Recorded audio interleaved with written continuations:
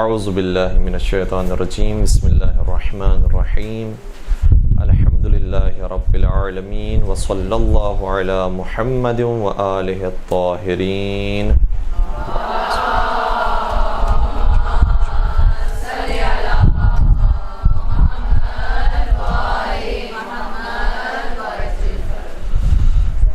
وَلَعْنَةُ اللَّهِ عَلَىٰ أَعْدَائِهِمْ أَجْمَعِينَ. اعوذ باللہ من الشیطان الرجیم بسم اللہ الرحمن الرحیم یریدون لیطفئوا نور اللہ بافواہہم واللہ متم نورہ ولو کرہ الکافرون. درود پڑھ دیجئے محمد و آل محمد پر.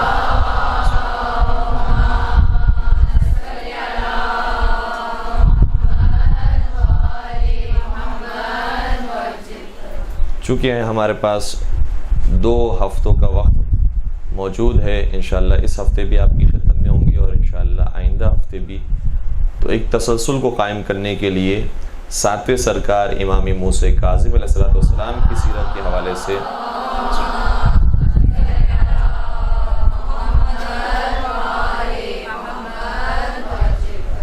آپ کی خدمت میں آرائز بیان کرنے کی کوشش کریں گے. 7ویں سرکار اور ویسے بہت سارے ائمہ اطہار علیہ السلام وہ ہیں کہ جو واقعاً بہت سے حوالوں سے مظلوم ہیں. دشمنوں نے تو ان پر ظلم کیا ہی ہے، لیکن کچھ اپنے بھی ایسے ہیں کہ جنہوں نے کسی نہ کسی اعتبار سے کوتاہی کی ہے. اور 7ویں سرکار کی زندگی میں جو کوتاہیاں ہم سے سرزد ہوئی ہیں ان میں تو ایک یہ ہے کہ ہم ان کا ذکر، ان کی سیرت، ان کی تاریخ، انہوں نے جو تربیت کی، انہوں نے جیسی زندگی گزاری، اس کا بہت کم بیان کرتے ہیں. اور پھر کچھ قدرت کی طرف سے سمجھ لیجئے کہ ستم ظریفی تھی کہ وہ جو ایام عزا آتا ہے ماہ محرم کے اندر اور ماہ سفر کے اندر، اس ایام عزا کے اندر ان کی ولادت کی تاریخ آتی ہے. گرچہ اس کے بارے میں بھی ایک تحقیق ہے اور اختلافی بات ہے کہ وہاں پر وہ ولادت ہے بھی یا نہیں ہے، لیکن بہرحال سفر کے مہینے میں 7 سفر کی تاریخ کو امام کاظم کی ولادت کی تاریخ آتی ہے اور جشن کی کیفیت ہوتی ہے. لہٰذا ایام عزا کے اندر جشن منانا اور ولادت کو منانا بھرپور طریقے سے انسان صحیح انجام نہیں دے پاتا. اور دوسری طرف سے جب ماہ رجب آتا ہے جہاں پر مسلسل ولادت کی تاریخیں ہیں اور خوشیوں کے ایام ہیں، انہی خوشیوں کے ایام میں امام کی شہادت کی تاریخ آ جاتی ہے جو 25 رجب کی تاریخ ہے. تو اس اعتبار سے بھی شاید بہت بہتر طریقے سے ہم روز شہادت نہیں منا پاتے. اور پھر اگر ان کی زندگی کو دیکھا جائے تو ان کی زندگی کے بارے میں بھی ایک ویسے تو تصور یہ ہے کہ بہت بڑا عرصہ ان کی زندگی کا زندان میں گزرا ہے، قید خانوں میں گزرا ہے. اور ایک لحاظ سے وہ تصور صحیح بھی ہے، چونکہ شاید اتنے طویل عرصے کے لیے کسی کو باقاعدہ زندان میں نہیں ڈالا گیا. ہمارے کسی بھی امام کو باقاعدہ زندان میں اتنے طویل عرصے تک نہیں ڈالا گیا جتنا 7ویں سرکار کو ڈالا گیا ہے.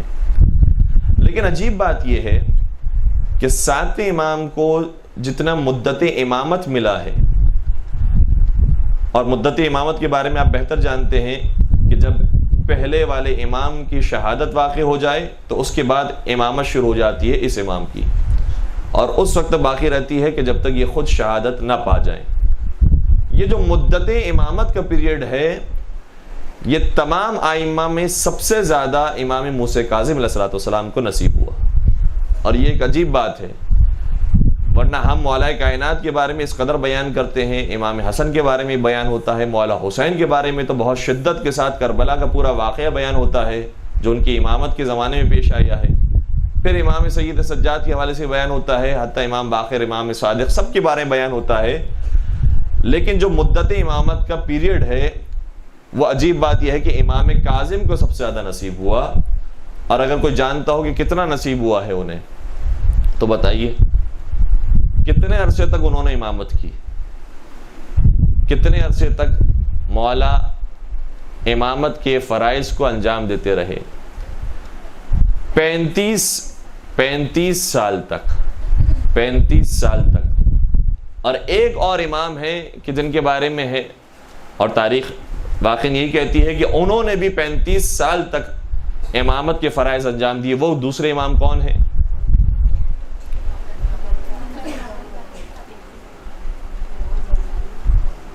امام زین العابدین علیہ الصلوۃ والسلام.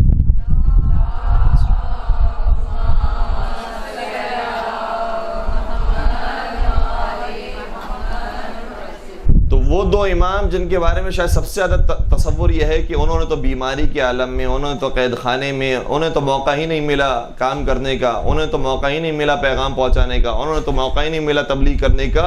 ان دو اماموں کو سب سے زیادہ موقع ملا ہے، ان دو اماموں کو سب سے زیادہ عرصہ ملا ہے کہ وہ امامت کے طور پر فرائض انجام دے سکیں.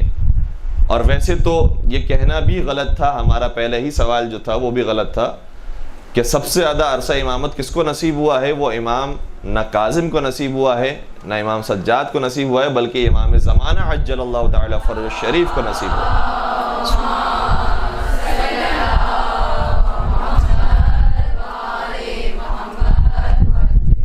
1100 سال ہو چکے اور امام کی امامت کا سلسلہ جاری ہے. تو ویسے تو غائبانہ اعتبار سے، غیبت کے اعتبار سے امام کو سب سے زیادہ امامت کا موقع ملا ہے، لیکن جو ظاہری اعتبار سے اور امام موجود ظاہری اعتبار سے ہوں تو اس میں سب سے زیادہ عرصہ امامت امام کاظم کو اور امام سجاد علیہ السلام کو نصیب ہوا. اور باقی اماموں کو کسی کو 10 سال، کسی کو 20 سال، کسی کو 25 سال، یعنی امام حسن امام حسین کو 10 سال ملے ہیں، مولا متقیان کو 29 سال ملے، امام صادق کو 34 سال ملے. تو بہت کم پیریڈ ہوتا تھا امامت کا، اور اس کے اندر انہوں نے ایسے ایسے کام کیے ہیں کہ وہ تاریخ میں امر ہو گئے ہیں. اور آج بھی ہم اس کو تذکرہ کرتے ہیں تو معلوم ہوتا ہے کہ شاید پچھلے سال کا واقعہ تھا. کربلا کے واقعے کو ہر سال بیان کیا جاتا ہے اور محسوس ہوتا ہے کہ ابھی کچھ عرصہ گزرا ہوگا کہ جو کربلا کا واقعہ پیش آیا. تو بہت مختصر سی زندگی گزاری ہے لیکن وہ کام انجام دیا ہے. اب امام کاظم علیہ السلام نے جو 35 برس تک کا زمانہ گزارا ہے اس کے اندر بہت سارے پہلو ہیں کہ جس کے اوپر گفتگو ہونی چاہیے اور ہو سکتی ہے. لیکن ان سارے پہلوؤں کو چھوڑتے ہوئے یہ بیان کرنے کے لیے کہ امام کے حالات کتنے سنگین تھے اور کتنی سختیوں میں مشکلات کے اندر تھے، اس پہلو کو بیان کرتے کرتے ہم لے کر جائیں گے امام کی شہادت کے وقت تک، اور اسباب شہادت امام کاظم بیان کرنے کی کوشش کریں گے. چھٹے سرکار کا زمانہ بھی ختم ہوا ہے، اور چھٹے سرکار کا دور وہ ہے کہ جس کے اندر 4000 طالب علموں کی تعداد ہے، بڑے بزرگ طالب علموں کی، شاگردوں کی تعداد ہے جو بلا فاصلہ امام سے درس حاصل کر رہے ہیں. اور چونکہ 4000 کی تعداد ہے، آپ تصور کیجئے 4000 کی تعداد کتنی ہو سکتی ہے. یہاں پر شاید موجود افراد 150 200 ہوں گے. 400 کتنے ہوتے ہیں؟ 4000 کتنے ہوتے ہیں؟ اور جب 4000 کے درمیان امام درس دے رہے ہوں تو چونکہ پرانا زمانہ ہے، ہر روز اس طریقے سے درس نہیں جا سکتا کہ امام کھڑے ہو کر بلند آواز سے تقریر کریں اور 4000 لوگ سننے والے ہوں، بلکہ امام کے کچھ مخصوص اصحاب ہوتے تھے جو امام سے مخصوص درس حاصل کیا کرتے تھے اور کسی فیلڈ کے ماہر ہوا کرتے تھے، اور باقی شاگرد ان سے درس لیا کرتے تھے. جیسے کہ کوئی ہے کہ جو عقائد کا ایکسپرٹ ہے، علم کلام کا ایکسپرٹ ہے، کوئی ہے جو علم فقہ کا ایکسپرٹ ہے، کوئی ہے کہ جو علم تاریخ کا ایکسپرٹ ہے، کوئی علم طب کا ایکسپرٹ ہے، کوئی علم نجوم کا ایکسپرٹ ہے، کوئی جنات کے بارے میں جانتا ہے، کوئی تفسیر قرآن کے بارے میں جانتا ہے، کوئی رجال کے بارے میں جانتا ہے، کوئی حدیث کے بارے میں جانتا ہے. تو مختلف شعبوں کے لیے مختلف اساتذہ امام نے ریکمینڈ کیے ہوئے تھے، اور جب کوئی امام سے پوچھنے کے لیے ڈائریکٹ آتا تو امام فرماتے فلاں مسئلے کے اندر فلاں سے رجوع کرو. امام خود بیان نہیں فرماتے. اتنی بڑی تعداد ہو چکی تھی امام کے شاگردوں کی. اور جب اتنی بڑی تعداد ہو گئی امام کے شاگردوں کی، اور یہ زمانہ وہ تھا کہ جب حکومتیں تبدیل ہو رہی تھی، بنی امیہ کی حکومت جا رہی تھی، بنی عباس کی حکومت آ رہی تھی، اس وقت تو ہر ایک اپنی حکومت کے پیچھے تھا کہ مجھے اپنی حکومت بچانی ہے اور مجھے اس سے لینی ہے. لیکن جب یہ معاملات طے ہو گئے، بنی عباس مکمل طور پر قابض ہو گئے، تو اب اس کے بعد ان کو پریشانی یہ ہوئی کہ کہیں یہ حکومت ہم سے چھن نہ جائے، اور جو ہمارے معتقدین ہیں، ہمیں ماننے والے ہیں، ہمیں لیڈر تسلیم کرنے والے ہیں، وہ کہیں کسی اور کو رہنما اور رہبر نہ بنا دیں. اس لیے اب امام کاظم کے لیے پریشانیاں شروع ہوئی. امام کاظم علیہ السلام کے زمانے میں 4 ظالم حکمران جو موجود تھے. سب سے پہلے کا نام کیا ہے جس نے امام صادق کو زہر دیا؟ منصور دوانقی. منصور دوانقی امام کی چھٹے امام کی شہادت کے 10 سال پہلے سے حکمران تھا اور شہادت کے 10 سال بعد تک حکمران رہا ہے، یعنی 20 سال کی اس کی حکومت تھی. اور تقریباً ایسے جو ظالم حکمران ہیں جنہوں نے ائمہ کو زہر دیا ہے، ان کی حکومت اسی پیریڈ کے دوران کی ہے. تقریباً آپ سمجھ لیجئے 20 سال 19 سال 21 سال 22 سال، کیونکہ اتنے مضبوط ہو چکے ہوتے تھے، جانتے تھے کس طریقے سے ان کو گھیرنا ہے اور ان کو گرفتار کرنا ہے اور یہاں تک کہ انجام تک پہنچانا ہے. لہٰذا منصور دوانقی کی حکومت بھی 20 سال کی ہے، اور پھر ہارون رشید جس نے امام موسیٰ کاظم علیہ السلام کو زہر دیا ہے، اس کی حکومت بھی 20 سال کی ہے تقریباً. ہارون اور منصور کے درمیان جو 2 اور خلیفہ آئے ہیں، ایک مہدی عباسی اور دوسرا ہادی عباسی. اچھا، میں تھوڑا سا اور بھی آپ کی خدمت میں ایک چیز بیان کروں کہ جو بادشاہان وقت ہوتے تھے وہ بھی اتنے منظم نہیں ہوتے تھے اور اتنے شریف اور اتنے نیک نہیں ہوتے تھے کہ جو ابھی حاکم وقت ہے وہ یہ کہے کہ میرے بعد ابھی میرا جو سب سے بڑا بیٹا ہے وہ حاکم ہوگا اور باقی اس کے سارے بھائی خاموشی سے تسلیم کر لے کہ ہاں ہم بڑے بھائی کو مان لیں گے، اور جو اس کے دوسرے خود چچا ہیں اور دوسرے بڑے رشتہ دار ہیں وہ کہیں کہ ہاں ہم سب جو ہے وہ تسلیم کرتے ہیں کہ آپ کے بڑے فرزند خلیفہ وقت ہوں گے. نہیں، بلکہ آپس میں خود ان کے اندر بڑا اختلاف اور انتشار ہوتا تھا اور خود ایک دوسرے کو قتل کرنے کے در پہ ہوتے تھے، اور یہ مسلسل رہتا تھا.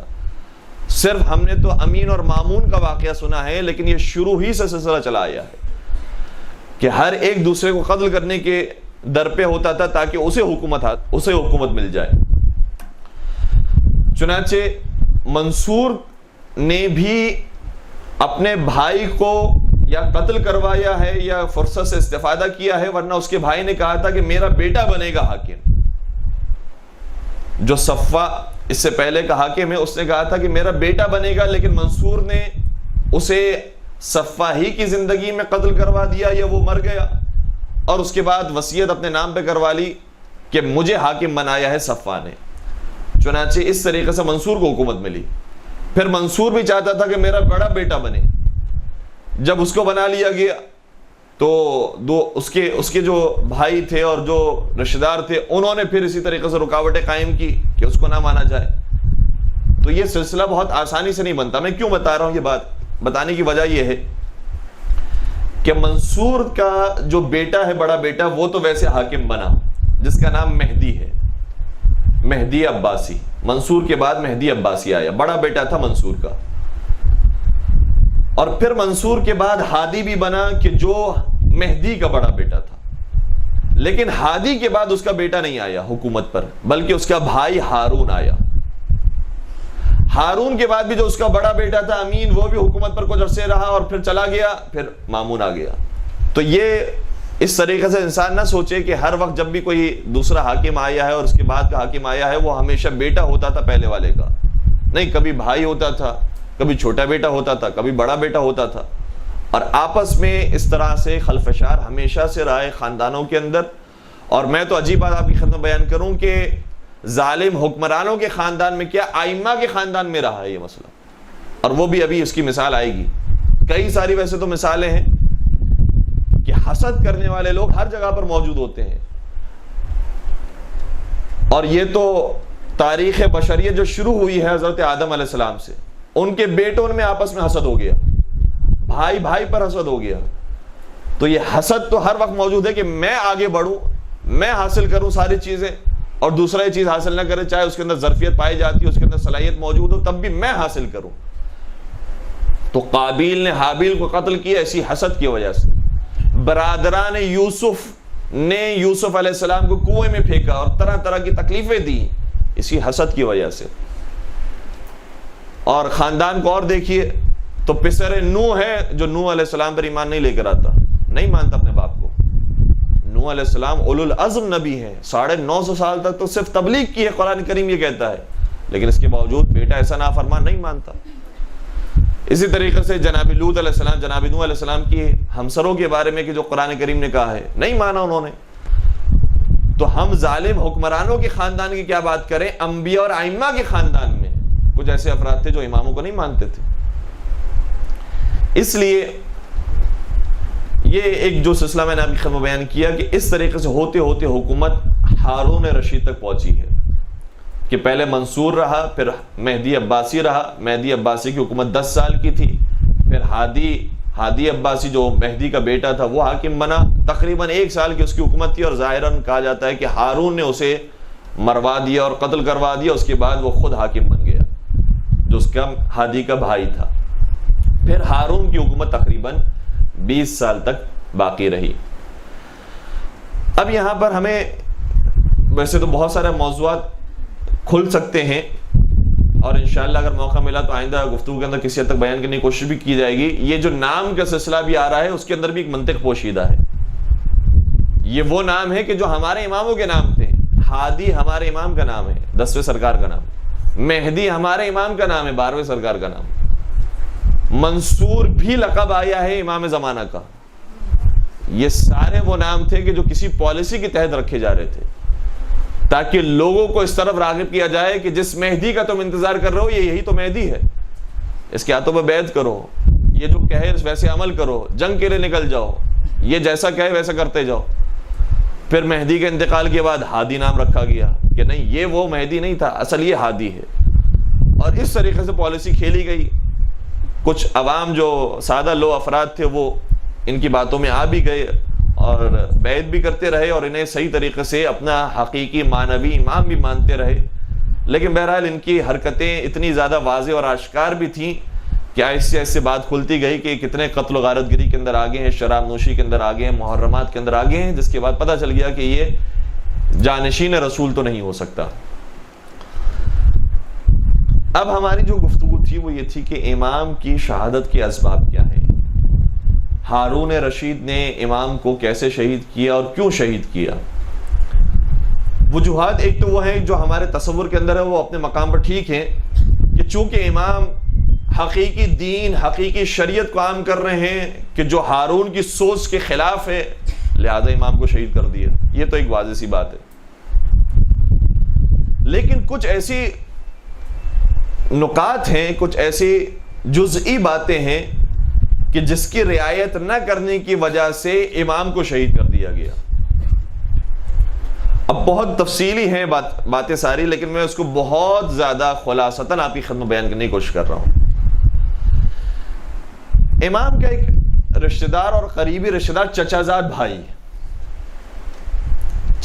بھائی امام کا، وہ امام کے پاس آیا اور کہتا ہے کہ میں بغداد جانا چاہتا ہوں۔ امام سمجھ گئے کہ بغداد کیوں جانا چاہتا ہے، امام مدینے میں تھے، یہ بھی شخص مدینے میں تھا، کہتا ہے کہ میں بغداد جانا چاہتا ہوں، البتہ شاید جہاں تک ہمارا ذہن کام کر رہا ہے ہو سکتا ہے کہ یہ ملاقات مکہ میں ہوئی ہو حج کے دوران، تو بہرحال مکہ مدینہ سے بغداد جانا چاہتا ہوں۔ امام سمجھ گئے کہ بغداد کیوں جانا چاہتا ہے، کیونکہ بغداد میں ہارون رشید موجود تھا۔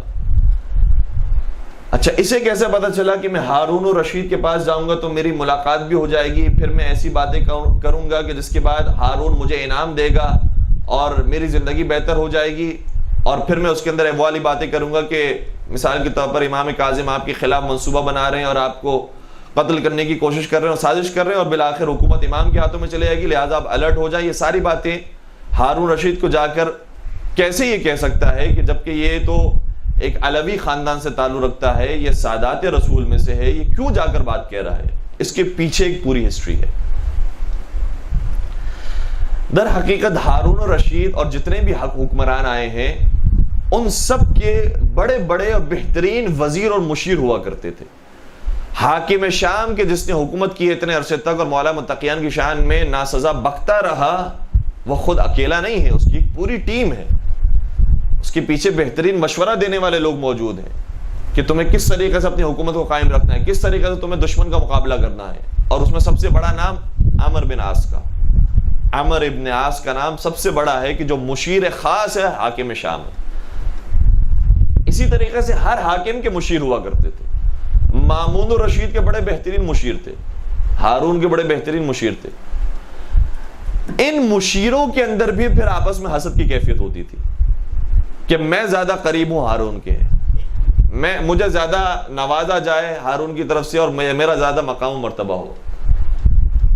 تو ویسے ہارون نے جس خاندان کو ترجیح دی تھی اپنا مشیر بنانے میں وہ آل اشعث کا خاندان تھا. آل اشعث کا خاندان تھا.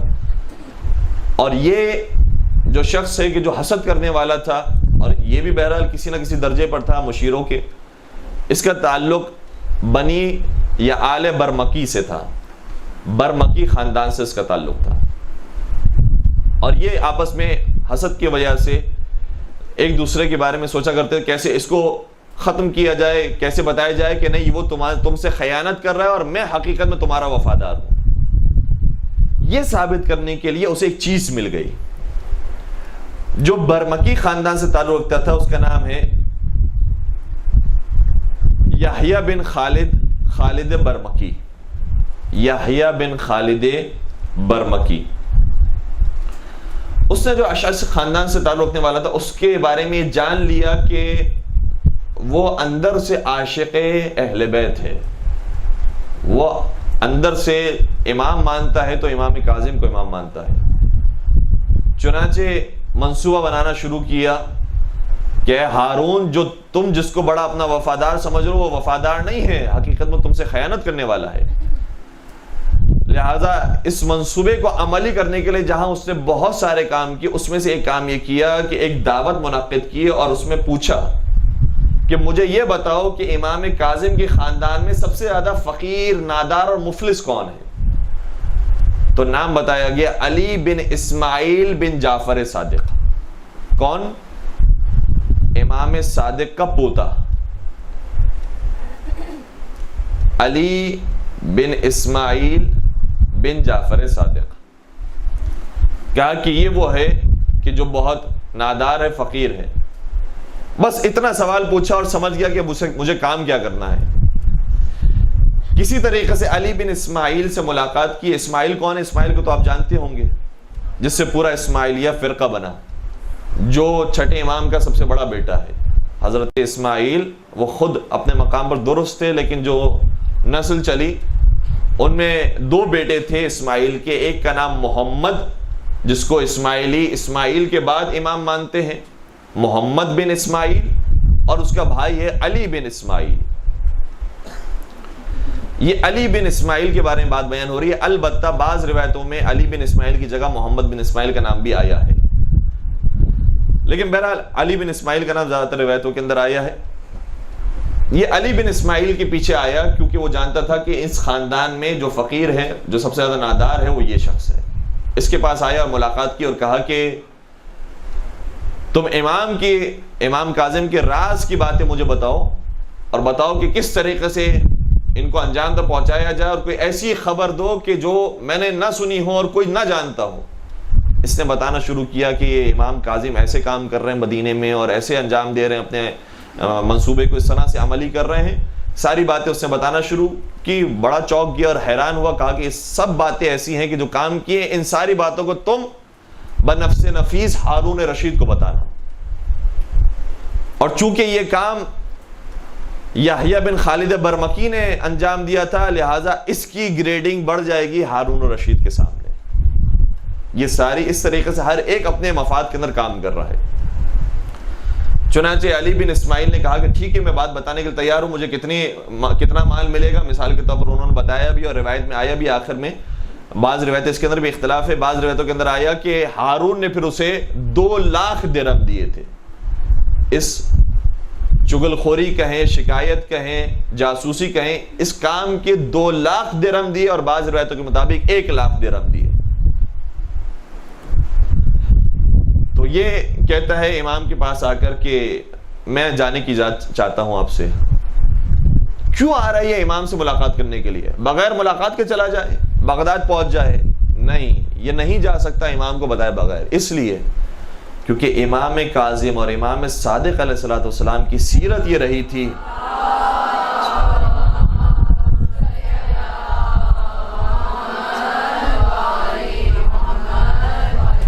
کہ خاندان میں اور خاندان کے علاوہ بھی کوئی بھی یتیم ہو جاتا تھا تو اس کی کفالت کیا کرتے تھے. اسماعیل کی موت ہوئی تو ان کے بچوں کو پالا ہے امام صادق نے، ان کے بچوں کو پالا ہے امام کاظم نے، ان کی شادیاں کی تھی امام کاظم نے، ان کو گھر بار دیا تھا امام کاظم نے. گویا باپ کی منزل پر تھے امام کاظم، اس لیے بغیر بتائے نہیں جا سکتا یہ شخص۔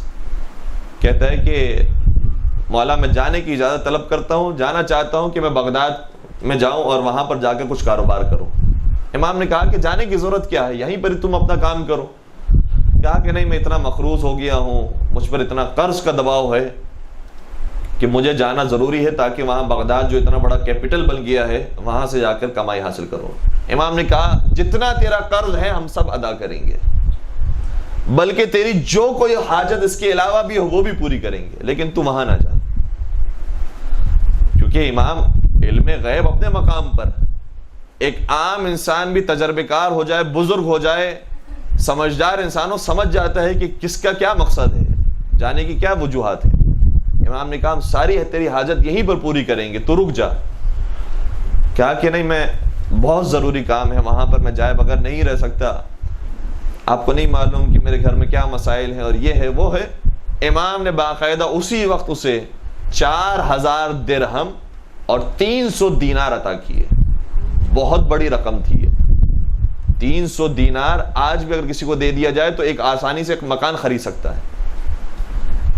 300 دینار یعنی سونے کے سکے، اور جو سکے ہمارے یہاں رائج ہیں اس سے ظاہراً 3 گنا زیادہ بڑا سکہ ہوتا تھا 1 دینار کا۔ جو 10 گرام کا ہمارا سکہ ہوتا ہے اس سے 3 گنا بڑا وہ 1 دینار کا سکہ ہوا کرتا تھا۔ اسے آپ سمجھ لیجئے 300 دینار سکے، سونے کے سکے امام نے عطا کیے، اور 4000 درہم چاندی کے سکے اسے عطا کیے۔ کہا کہ یہ رکھ لے، اور یہ دینے کے بعد امام نے فرمایا میں آپ کی خدمت میں عربی کا لفظ بھی استعمال کر لوں، عربی کا جملہ بھی کہہ دوں تاکہ جس کو یہ سرچ کرنا ہو واقعہ وہ عربی لکھ کر یہ سرچ کر سکے۔ امام نے پھر ایک جملہ ارشاد فرمایا انظر یا ابن اخی واتق اللہ ولا تؤتم اولادی، دیکھو میرے بھائی کے بیٹے، اللہ سے ڈرو اور میری اولاد کو یتیم نہ کرو۔ گویا میرے خون سے اپنے ہاتھوں کو رنگین نہ کرو۔ اس نے کہا کہ مولا آپ کیا بات کر رہے ہیں، میں کیسے آپ کو قتل کرنے کے منصوبے بنا سکتا ہوں، میں کیسے آپ کو شہید کر سکتا ہوں، میں تو آپ کے زیر کفالت پلا بڑا ہوں، میں کیسے اس طرح کے کام کر سکتا ہوں۔ امام نے بس ایک جملہ کہا کہ میرے بچوں کو یتیم نہ کرنا۔ اور جب یہ شخص چلا گیا پیسے لے کر تو امام نے اپنے اصحاب سے فرمایا یہ وہ کام کرے گا جس کا مجھے اندیشہ تھا، یہ وہ کام ضرور انجام دے گا۔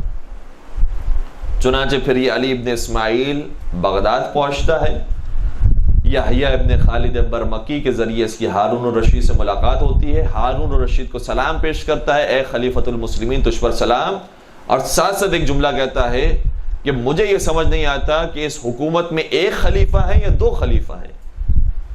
ہارون رشید حیرانگی سے پوچھتا ہے کہ کیا مطلب ہے تیرا، میں ہی خلیفہ اور کون خلیفہ ہے؟ کہا کہ نہیں، تو بغداد کا خلیفہ ہے، ورنہ مدینہ کا خلیفہ تو امام کاظم ہے، ورنہ تو وہ موسیٰ ابن جعفر ہیں کہ جو مدینہ کے خلیفہ ہیں۔ کیا مطلب تیرا؟ کہ اتنی زمینیں انہوں نے خریدی ہوئی ہیں کہ آپ کا تصور ہو سکتا ہے، مدینہ کی زمینیں انہوں نے خرید لی ہیں، پورا مدینہ ان کے اختیار میں ہے۔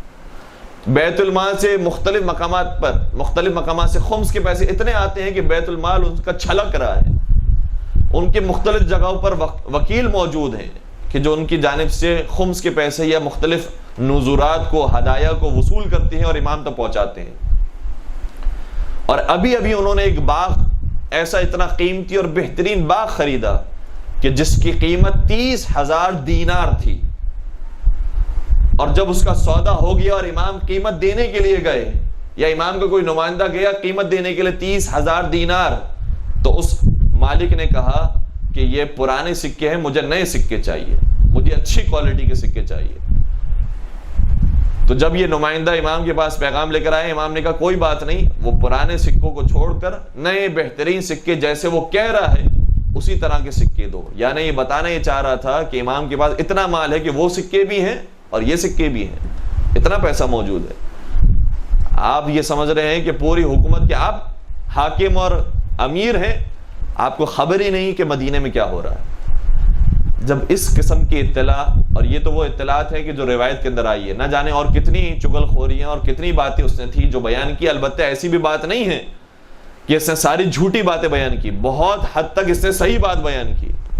واقعاً امام کے پاس دنیا جہاں سے خمس کے پیسے اور دنیا جہاں سے پیسے نذرات کے اور ہدیوں کے آ رہے تھے، اور اس قدر پیسے آئے کہ امام کو جو آخر 4 سال زندان میں ڈالا گیا، اس کے بعد امام کا اپنے وکلا سے تعلق ٹوٹ گیا، اور پھر امام رضا کو حکومت ملی اور امامت ملی، اور امام نے سارے وکلا کو کہا کہ ان سارے پیسوں کو دیا جائے، تو بعض ایسے وکلا تھے انہوں نے امام رضا کو امام ماننے سے انکار کر دیا۔ کیوں؟ کیونکہ اتنے پیسے خود ان کی جیب میں پڑے ہوئے تھے، کہا کہ اگر ہم نے ان کو امام مان لیا تو سارے پیسے ان کو دینے پڑیں گے، بہتر ہے کہ ان کو امام ہی نہ مانا جائے اور یہ پیسے اپنے پاس رکھے جائیں۔ وہ پیسے جو ان وکلا نے اپنے پاس رکھے تھے، جن کی تعداد روایتوں میں آئی ہے، مثال کے طور پر ایک وکیل کے پاس 70,000 درہم موجود ہے، ایک وکیل کے پاس 30,000 درہم اور کچھ اور مال موجود ہے، دوسرے وکیل کے پاس بھی اسی طریقے سے 30,000 درہم اور کچھ مال موجود ہے، اور کتنے ہی اور وکیل ایسے تھے کہ جن کے پاس اس قسم کے اموال موجود تھے، انہوں نے امامت سے انکار کر دیا، امام رضا امام ہی نہیں ہے۔ تو ہر جگہ پر آپ کو اچھے برے لوگ نظر آئیں گے، صرف ہم کبھی کبھار جو ظالم حکمرانوں کے خاندان ہوتے ہیں انہی کو برا بلا کہہ رہے ہوتے ہیں اور اپنے گروہوں میں نظر نہیں ہوتی۔ جب یہ عہدے، جب یہ منصب ہمیں ملتے ہیں تو ممکن ہے کہ انسان کی نیتیں تبدیل ہو جائیں، اور جو اتنا نیک اور صالح انسان ہے وہ آہستہ آہستہ برائی کی طرف چلے جائے۔ مولا متقیان امیر المؤمنین حضرت علی ابن ابی طالب علیہ السلام کا بڑا خوبصورت فرمان ہے،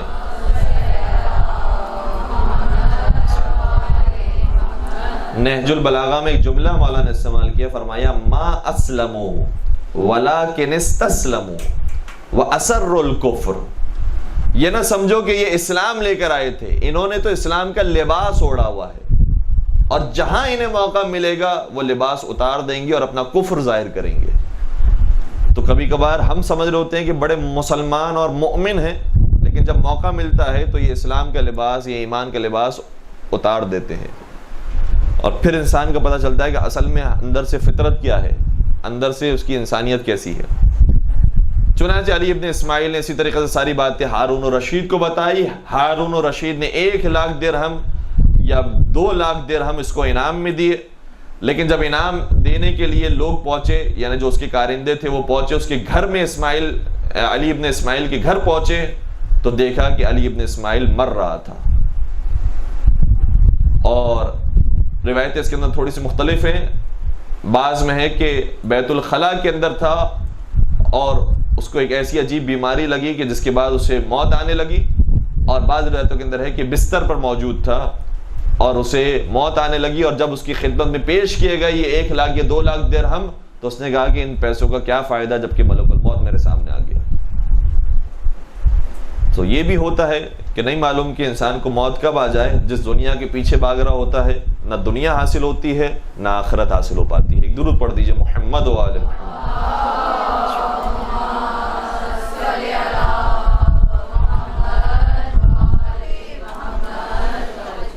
چنانچہ روایت میں آیا کہ ایک وجہ امام کاظم کو شہید کرنے کی اور زندان میں ڈالنے کی یہ تھی کہ ہارون رشید نے دیکھا کہ میرے مقابلے پر یہ اتنے بڑے ہو گئے ہیں، یہ تو ان کی حکومت قائم ہونے والی ہے، لہٰذا امام کو گرفتار کیا۔ اب اس کے اندر بھی کیا کیا طریقے اختیار کیے وہ ایک الگ بحث ہے۔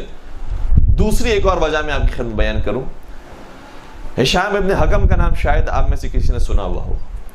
ہشام ابن حکم کس کے صحابی تھے؟ یہ چھٹے امام جعفر صادق علیہ السلام کے صحابی تھے۔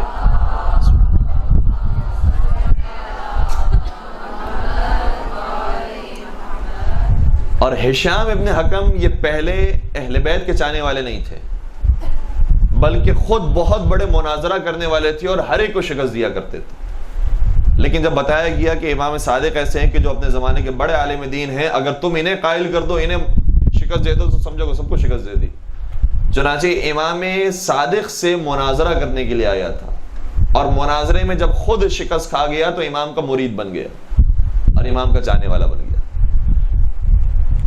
جب ایسا شخص ہو جو شکست کھانے کے بعد شکست کو قبول کرے اور مان لے کہ نہیں مجھ سے بڑا ایک شخص موجود ہے، مجھ سے بڑا عالم دین موجود ہے، مجھ سے بڑا جو ہے وہ سمجھدار انسان، ذہین انسان موجود ہے، اور اپنی کمزوری کا اعتراف کر لے، یہ بہت بڑی صفت ہوتی ہے۔ ہشام ابن حکم کے اندر یہ صفت موجود تھی، اور پھر یہ مناظرے کے اتنے ایکسپرٹ تھے کہ امام صادق کی خاص تربیت تھی ہشام ابن حکم کو، اور جب بھی مناظرے کے لیے کوئی شخص آتا تھا، علم عقائد کے موضوع پر، علم کلام کے موضوع پر جب بھی کوئی بحث کرنے کے لیے آتا تھا تو کہتے تھے ہشام ابن حکم سے تم بحث کرو، اور کہتا تھا مولا میں تو آپ سے گفتگو کرنے کے لیے آیا ہوں، میں آپ سے مناظرہ کرنے کے لیے آیا ہوں۔ امام فرماتے تھے کہ اگر تم نے اسے شکست دے دی تو سمجھو کہ مجھے شکست دے دی۔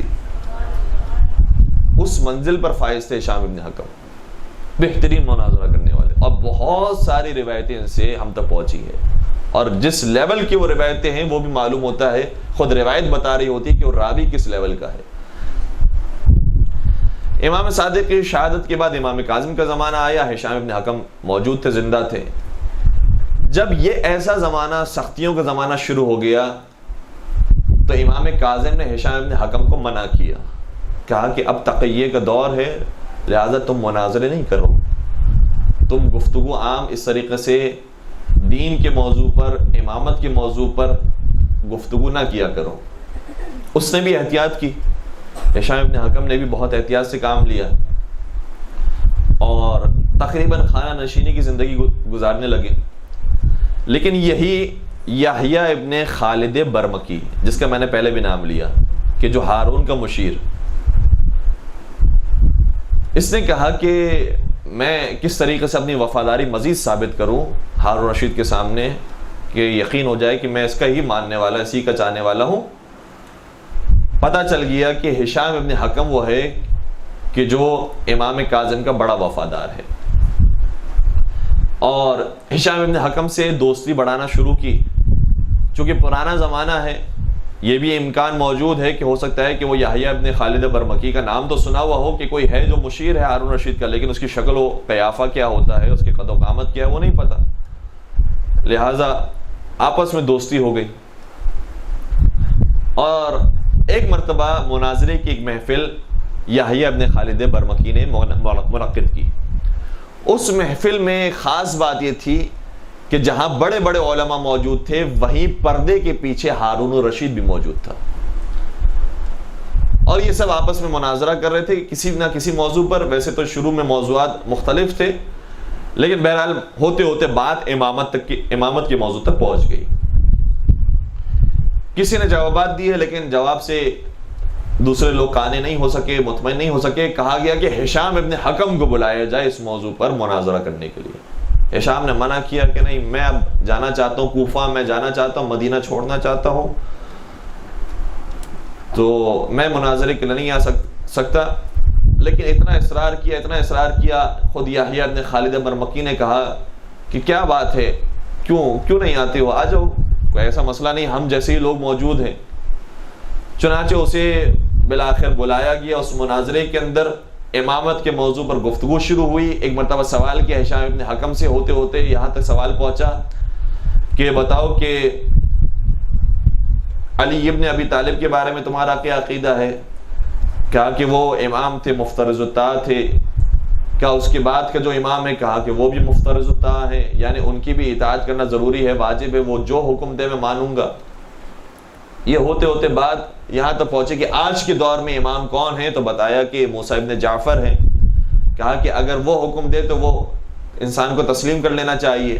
سوال کرنے والے نے یہ سوال کیا، اگر وہ جنگ کرنے کا حکم دے، اگر وہ کہیں کہ ہارون کو قتل کر دو، اگر وہ کہیں کہ اس حکومت کو خراب کر دو، ختم کر دو، کیا تم کرو گے؟ کہا کہ اطاعت چونکہ ضروری ہے، لہٰذا یہ کام کیا جائے گا اور میں کام کروں گا۔ جب یہاں تک بات پہنچی تو ہارون نے پردے کو ہٹایا اور کہا کہ مجھے اب پتہ چل گیا کہ حکومت کے اندر ایسے لوگ موجود ہیں کہ جو میرے خلاف بات کرنے والے ہیں اور مجھ سے جنگ کی باتیں کرنے والے ہیں، لہذا فوراً سے ایسے افراد کو یا تو گرفتار کیا جائے، قتل کیا جائے۔ یہ والی بات ہارون الرشید ابھی کر رہا تھا کہ ہشام ابن حکم فرار کر گیا، بھاگ گیا، اور بھاگ کر ظاہراً کوفہ پہنچ گیا۔ لیکن اس کے جتنے گھر والے تھے اس پر بہت ستم کیا ہارون الرشید نے، اور پھر یہاں سے مزید پتہ چل گیا کہ امام کاظم اپنے گھر میں صرف بیٹھے ہوئے نہیں ہیں بلکہ ایسے افراد تیار کر رہے ہیں جو معاشرے میں جا کر یہ بتاتے ہیں کہ تمہارا حقیقی امام کون ہے، اگر وہ تمہیں جنگ کا حکم دے تو ہارون کو بھی قتل کر دو، ہارون کے خلاف بھی جنگ کرو۔ جب ایسے افراد معاشرے کے اندر موجود ہوں گے اور پھر وہ تیار کرنے والا بھی موجود ہوگا تو پھر میری حکومت کیسے چل سکتی ہے؟ لہذا روایت یہ کہتی ہے کہ یہ مناظرہ بھی وجہ بنا امام کاظم کی شہادت کا۔ تو اپنے افراد ہیں، محبت میں کام کر رہے ہیں، دین کے لیے کام کر رہے ہیں، لیکن جب امام نے منع کر دیا ہے کسی کام کا، حکم آ گیا ہے کسی چیز کے بارے میں کہ اس کام سے رک جاؤ، ابھی دین کو نقصان پہنچ سکتا ہے اس چیز سے، تو پھر ذمہ داری بن جاتی ہے کہ انسان اس کام سے رک جائے، چاہے اس کی عقل اور منطق یہ کہہ رہی ہو کہ یہ کام بہرحال مفید ہے، میری نظر میں اچھا کام لگ رہا ہے، لیکن جہاں حکم امام آ جائے وہاں پھر سمعاً اور طاعتاً قبول کرنا پڑتا ہے، وہاں پھر انسان اپنی فکروں کو نہیں لے کر آتا، اپنے خیالات کو نہیں لے کر آتا۔ ہشام ابن حکم جیسا انسان بھی اگر کہیں پر چھوٹی سی کوتاہی کر دے تو مولا امام کاظم کی شہادت کا سبب بن جاتا ہے۔ تو چھوٹی سی غلطی سے بھی کبھی کبھار انسان بڑے انسان جو نقصانات ہیں وہ برداشت کرنے پڑتے ہیں، جس میں سے ہشام ابن حکم کی ایک مثال روایتوں کے اندر ملتی تھی، اور ایک علی ابن اسماعیل جو خود امام کے خاندان سے تعلق رکھتا تھا لیکن امام کو شہید کیا اس کی باتوں کی وجہ سے، اور پھر اس کے برخلاف بھی واقعات موجود ہیں۔ چونکہ تھوڑا سا وقت ہمارے پاس موجود ہے لہٰذا میں ایک درخواست کروں گا، ایک درود پڑھ دیجیے محمد و آل محمد۔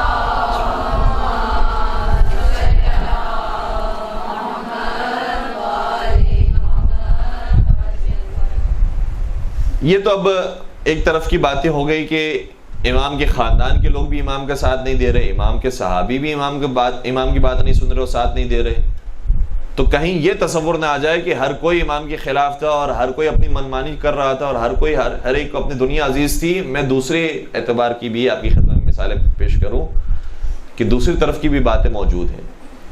اس میں علی ابن یختین کی مثال سر فہرست ہے۔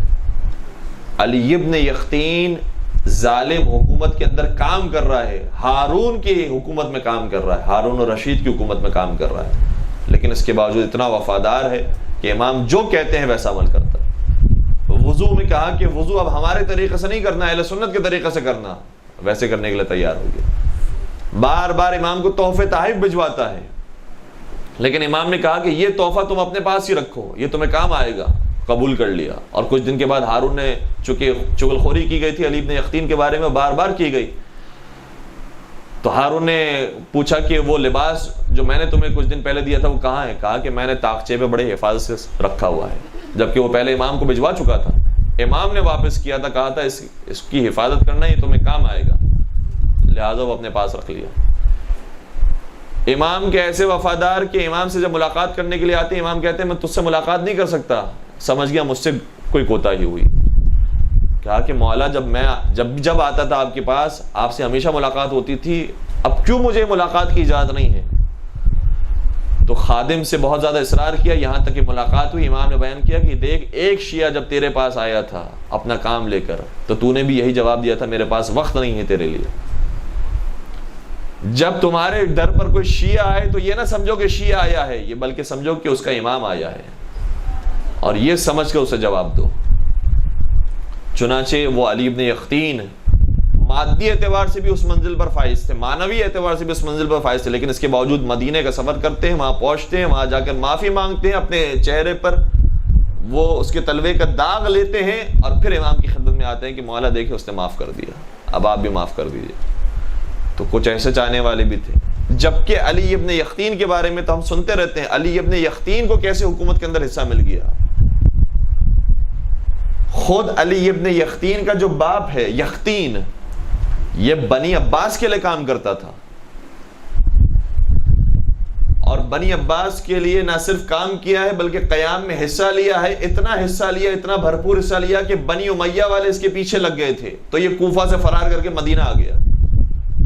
اور جب کوفے کے اندر بنی عباس کی حکومت قائم ہوئی تو سب یہ سمجھ رہے تھے کہ یختین ہے، یختین کا خاندان سب ہمارا چاہنے والا ہے، ہمارا مرید ہے۔ چنانچہ یختین کے مرنے کے بعد اس کے بیٹے کو ہارون رشید نے اپنے دربار میں جگہ دی، کہا یہی سمجھ کے کہ یہ ابھی بھی بنی عباس والا ہی ہے، ابھی بھی ہمارے چاہنے والا ہے۔ اور پھر علی ابن یقطین کو جب یہ دعوت دی گئی کہ تم ہمارے پاس آ جاؤ، کوفے میں ہمارے ساتھ کام کرو یا بغداد میں ہمارے ساتھ کام کرو، تو علی ابن یقطین امام کاظم کے پاس آ کر اجازت طلب کرتے ہیں، مولا آپ اجازت دیتے ہیں کہ میں جاؤں وہاں پر جا کر کام کروں، ان کی حکومت کا حصہ بنوں؟ امام نے فرمایا ہاں ہماری طرف سے اجازت ہے، لیکن ایک بات کا خیال رکھنا کہ جب کوئی شیعہ تم سے مدد مانگنے کے لیے آئے تو اسے کبھی رد نہیں کرنا، شیعت کے لیے، شیعوں کے لیے کام کرنا۔ اور آج بھی علماء کرام مراجع نظامیہ فرماتے ہیں کہ انسان ہر حکومت کا حصہ بن سکتا ہے، جو چاہے شیعہ حکومت نہ بھی ہو اس کا بھی حصہ بن سکتا ہے، لیکن اسی نیت کے ساتھ، یہ ضروری ہے، اسی نیت کے ساتھ کہ میں شیعت کے لیے کام کرنا چاہتا ہوں، میں شیعوں کے لیے کام کرنا چاہتا ہوں، اس منصب کے بعد میں ظالم حکومت کو فائدہ پہنچانا نہیں چاہتا، بلکہ اس حکومت کے ذریعے میں اپنے مذہب کو فروغ دینا چاہتا ہوں، تو پھر اس کے لیے ایسا منصب حاصل کرنا جائز ہے۔ تو علی ابن یقطین نے یہ کام کیا ہے۔ اور اس کے بالمقابل آپ دیکھیں تو خود امام کاظم کے زمانے میں صفوان جمال کی مثال بھی ہے، جو اپنے اونٹوں کو ہارون الرشید کو دیا کرتا تھا تاکہ ہارون الرشید ان اونٹوں پر سوار ہو کے حج کرنے کے لیے جائے، عبادت انجام دینے کے لیے جائے، لیکن امام نے صفوان جمال سے منع کیا، کہا کہ تو اپنے اونٹ کیوں دیتا ہے ہارون الرشید کو؟ عرض کیا کہ مولا میں تو اس لیے دیتا ہوں تاکہ وہ حج کر کے آئے، کیونکہ صفوان جمال کے پاس جو اونٹ تھے وہ بہترین اونٹ تھے، اس پائے کے اونٹ اور اس لیول کے اونٹ، اس اسٹینڈرڈ کے اونٹ کسی اور کے پاس نہیں تھے، کیونکہ اس زمانے میں جو سواری تھی وہ بینز اور مرسیڈیز اور یہ چیز تو نہیں تھی، یہی چیز ہوتی تھی، تو بہترین سواری، بہترین جانور اس کے پاس موجود تھا، لہٰذا ہارون الرشید جیسا حاکم لیتا تھا اگر اونٹ تو کرائے پر صفوان جمال سے لیا کرتا تھا، اور صفوان جمال چاہنے والا تھا امام کاظم کا، امام نے منع فرمایا۔ اور جب اس نے عرض کیا کہ میں تو حج کے لیے دیتا ہوں، تو امام نے شاہ فرمایا کیا تو یہ پسند نہیں کرتا کہ وہ حج سے زندہ واپس آئے تاکہ تجھے پیسے لوٹائے؟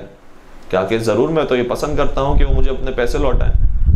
کہا کہ بس تیرا یہ ظالم حکومت کو چاہنا، اس کی زندگی کو چاہنا، چاہے وہ کچھ دنوں کے لیے ہی کیوں نہ ہو، وہ تیری بربادی کے لیے کافی ہے، لہٰذا خبردار آئندہ تو اپنے اونٹ بھی اسے نہ دینا، چاہے وہ حج کرنے کے لیے جا رہا ہو، یہ پسند نہ کرنا کہ وہ کچھ دن تک زندہ رہے، تیرا یہ پسند کرنا ہی تیری بربادی کے لیے کافی ہے۔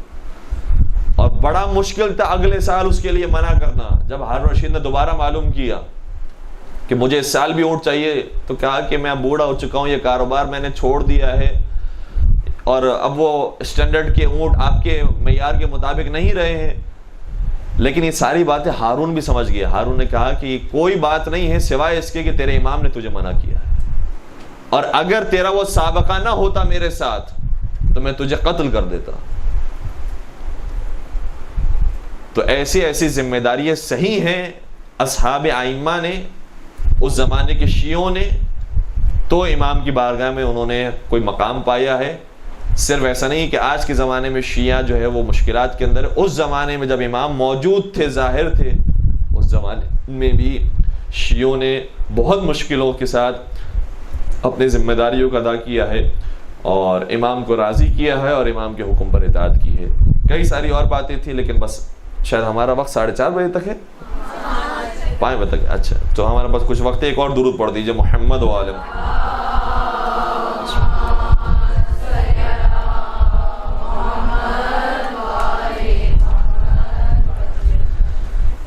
اور بہت ساری چیزیں ایسی ہیں کہ جس کو امام نے اپنی زندگی میں بیان کیا، جس کی وجہ سے امام کی جان کی حفاظت بھی رہی ہے۔ پہلے شروع میں ہم نے 2 مثالیں وہ دے دی کہ جس سے امام کی شہادت واقع ہوئی، کچھ مثالیں اب ہم وہ عرض کر رہے ہیں کہ جس سے امام کی جان بھی بچی، امام کی شیعوں کی جان بھی بچی، اس میں علی ابن یقطین کی مثال پیش کی، اور پھر خود امام صادق علیہ السلام کی جو وصیتیں ہیں، اللہم صلی علی محمد،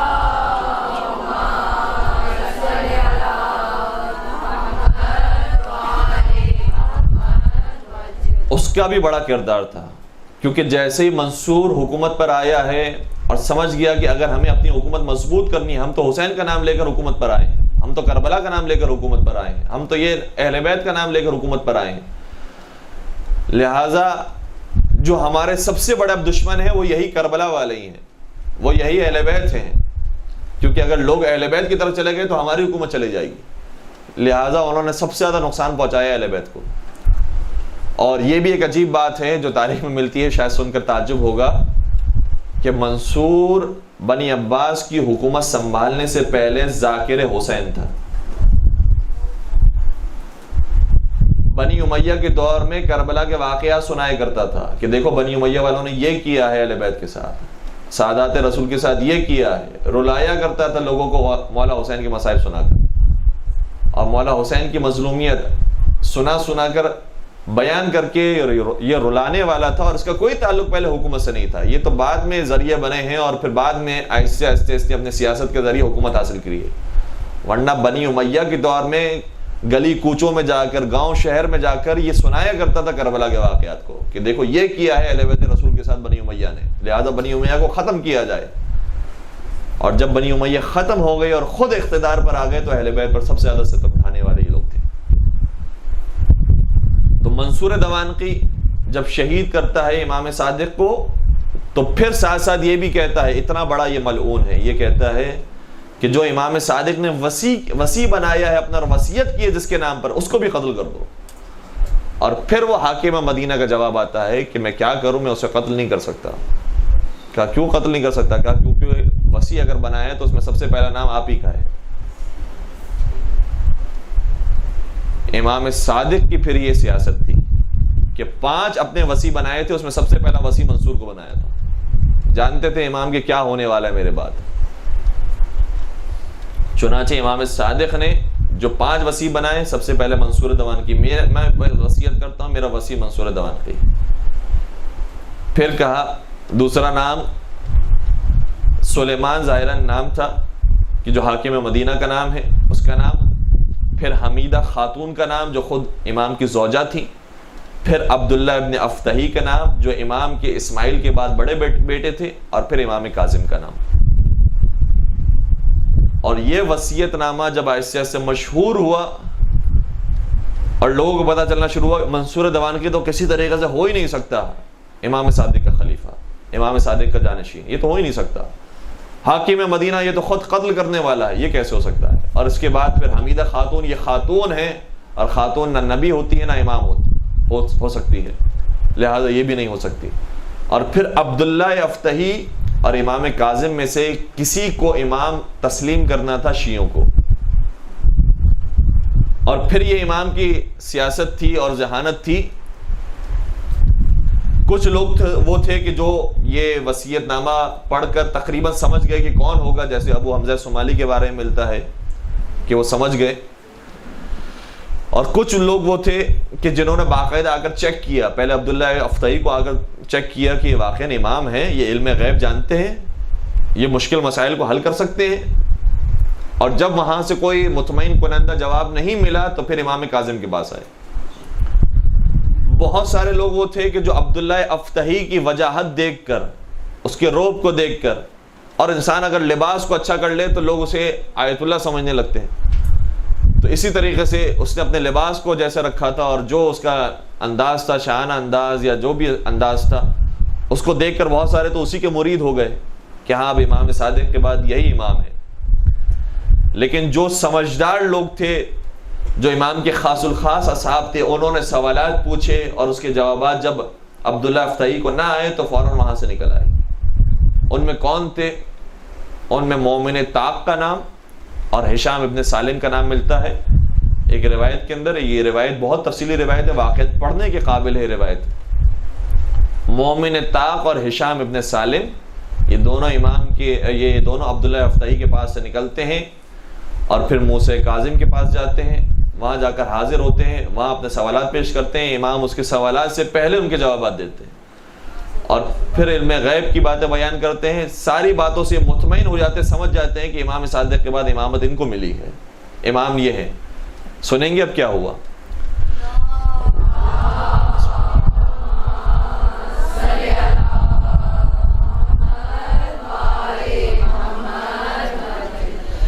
اس کے بعد انہوں نے کہا کہ مولا آپ ہمیں ہی اپنا خادم بنا لیجئے, آپ ہمیں ہی اپنا غلام بنا لیجئے, یا موقع دے دیجئے کہ ہم روز آپ کی خدمت میں آئیں, اپنے سوالات پیش کریں, آپ کی نمازوں کو دیکھیں, آپ کی زیارت کریں. مولا نے فرمایا خبردار یہ ہماری پہلی اور آخری ملاقات تھی، اس کے بعد مجھ سے ملاقات کے لیے نہیں آنا، یا ظاہراً کہا کہ 1 سال کے بعد آنا، ہر روز تو دور کی بات، ہر ہفتہ ہر مہینہ تو دور کی بات، اب 1 سال کے بعد مجھ سے ملاقات کرنے کے لیے آنا، کیونکہ اگر تم نے روزانہ مجھ سے ملاقات کی اور لوگوں کو ہر جگہ ہر گلی کوچے میں جا کر بتایا کہ امام صادق کے بعد امام کاظم بنے ہیں، تو تمہاری جان کو بھی خطرہ ہے، میری جان کو بھی خطرہ ہے، لہذا خبردار یہ کام نہیں کرنا۔ چنانچہ یہ دونوں نکلتے ہیں اور امام کی نصیحت یہ تھی کہ خاص الخاص لوگوں کو جن کے بارے میں تمہیں پورا یقین ہو، پوشیدہ اعتبار سے جا کر مخفی طریقے سے جا کر بتانا کہ امام صادق کے بعد امامت امام کاظم کو ملی، اور اس طریقے سے امامت کا پیغام آہستہ آہستہ عام ہوا۔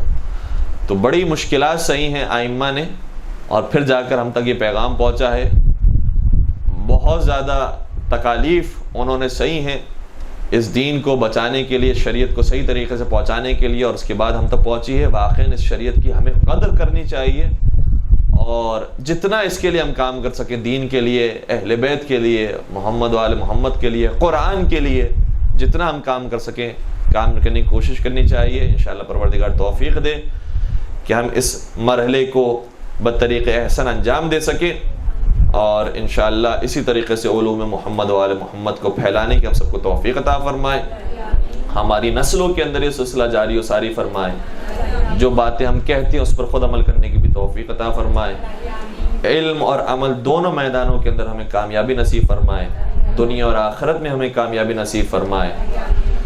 پالنے والے اس قلی سی عبادت کو اپنی بارگاہ میں قبول فرما، جو ہمارے گناہ کبیرہ صغیرہ ان کی مغفرت فرما، ہمارے مرحومین کی مغفرت فرما، بے روزگار مومنین کو رزق حلال عطا فرما، جو رزق حلال کمائے ان کی رزق میں برکت و وسعت و کثرت عطا فرما، پالنے والے جو مریض ہیں بیمار ہیں انہیں شفاء کاملہ اور عاجلہ عطا فرما، ہم سب کو 4 معصومین کی زیارت نصیب فرما، حج اور عمرے کی سعادت ہم سب کو نصیب فرما، زمانے کے امام کے ظہور میں تعجیل فرما، ہمیں ان کے اعوان و انصار عاشقین و محبین میں شمار فرما۔